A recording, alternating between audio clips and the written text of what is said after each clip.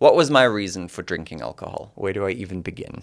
My name is Dean. This is my quit drinking alcohol story that I'm sharing so that it may help you learn from my wins and my fails over the years. Yesterday I was talking about acceptance and that the final step, which is what we're doing today, is understanding why you became a drinker in the first place, an alcoholic in the first place. One thing that I realized after watching that video back is that I never said the words out loud. I kept switching over to you should.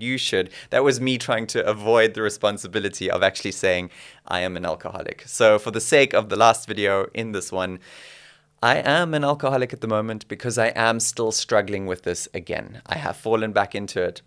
And this is me on the journey again. So yes, I claim the title, and the point of this is to work back towards a place in my life where I can let it go. To the point, why did I drink alcohol? To understand what kind of alcoholic I am or what kind of drinker I was, I had to look back over my drinking career, and I recognized that there were many different phases, but three main phases stuck out to me.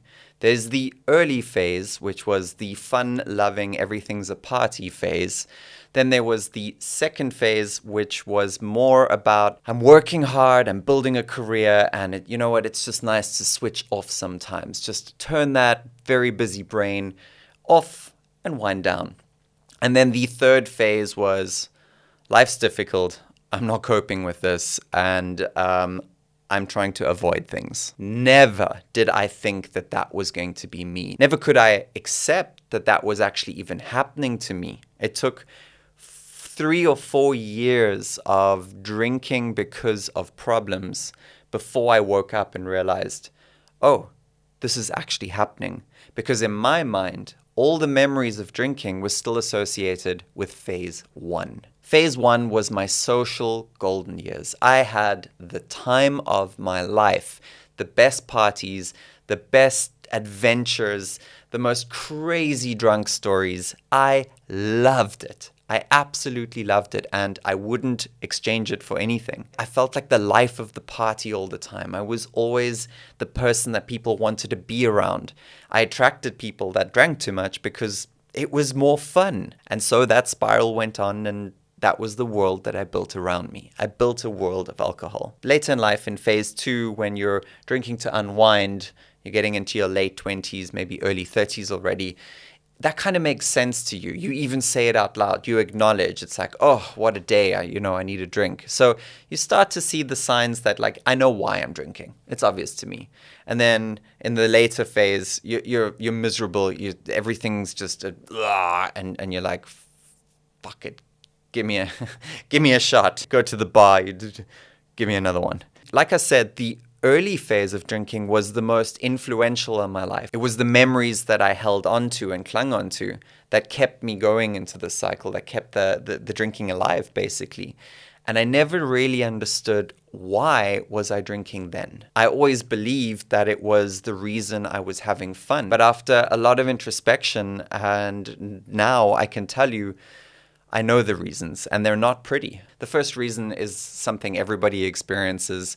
It's basically social pressure. It is such a cultural norm for us to drink alcohol that somebody in your friend circle is going to be the first person to try it, and you feel that pressure to get involved. Ironically, that one for me wasn't that big. I was very late to drinking. In my friend circle, I was the crazy dude who jumped into bushes sober. I was the jackass guy without alcohol, and I was very proud of that. I used to dance without alcohol. It only came in later for me, and this is my real reason. Point number 2. Dating and sex. I was very introverted as a child, and it took a lot for me to build up the confidence that I have today, but I did rely on the alcohol as that came in. I needed that little extra push to go and approach girls, to be what I thought was charismatic and charming on dates, funny on dates. And then obviously as I became more sexually active, I relied on alcohol to get me through that experience because it was pretty traumatic when you're younger, right? There's all that anxiety, and this just kind of knocked that out the window, and you did fine. So that was my first entry point where I realized this is really helping me. Alcohol is serving me. It's doing something good for me, and I can get on with life. And then, as I said, that became a habit, and the party life just got bigger and bigger and bigger and more exciting, and I got swept up into that. There's a key takeaway to everything that I've just said, and that is that I had to go through a process of uncovering all this information. I had to learn about myself. I had to discover this stuff because it wasn't clear to me. And unlocking so much of this information has been vital in my process of being able to let it go, to realize that I am not only funny or charismatic or confident when I am drunk. In fact, the reverse is true. I am all of those things when I'm sober, and when I'm sober, I'm developing skills that make me even better rather than just staying at that level 1 your whole life and putting a plaster on it. And I experienced that when I quit drinking 2 years ago for all those months. I felt like what it was like to go out to a party and still, if I want to be the life of the party, be able to be the life of the party, to dance like nobody's watching. You know, that is who I am. And it's